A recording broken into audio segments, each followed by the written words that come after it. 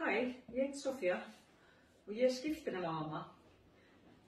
Það var þannig að árið 2020 vorið þá kom hún Pauline til okkar sem var rótæra skiptinemi frá Frakklandi. Þetta var þriðja heimili sem hún var á af því að rótæra skiptinemar þeir rótæra á milli heimila. Fyrst var hún hjá fjölskyldu sem hafði sendt sína dóttur út. Síðan var hún hjá öðrum rótæri félagi í millitíðinni og svo kom hún til okkar Munda og Ísak var heima þá líka. Við vorum semst 3 í heimili og þetta var í miðju COVID og þetta var svolítið sérstakt. Við höfum alltaf kynnst Paulínu veturinn sem var mjög skemmtilegt og okkur reist ofsalega vel á hana og ég held að henni hafi líka vel við okkur líka. En engu að síður þegar allt var lokað og ég held að allir hafi kviðið smá fyrir því af því að ástandi var eins og það var með COVID. En þetta var dásamlegt frá fyrsta degi. Hún var svo yndisleg og ljúf og henni leið svo vel og okkur leið svo vel.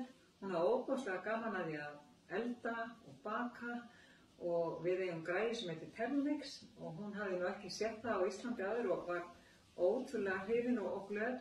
Þannig að við vorum mikið að elda og enda vorum við mikið heima þennan tíma sem hún var.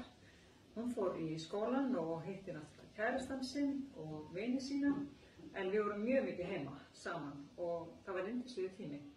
Svo í lokin að þá ákváðum við að fara hringinn í kringum landið með hana og Ísak, við fórum öll 4 saman. Þetta var í lok maí, við fengum yndislegt veður og það sem var svo frábært var að það var COVID og það var nánast enginn á ferli. Við gátum boðið þeim upp á bestu hótel landsins á góðu verði og hún var mikið náttúrubarn og naut þess alveg fram í fingurgóma að fara með okkur hringinn í kringum landið og njóta alls þess sem að Ísland hefur upp á að bjóða.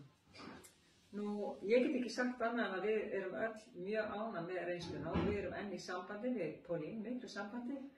Við hringjumst á Messenger og fylgjumst náttúrulega með hvort þau eru á Facebook og Instagram en erum alltaf í sambandi og það er yndislegt og þetta eru tengsl sem að munu vara fyrir lífstíð.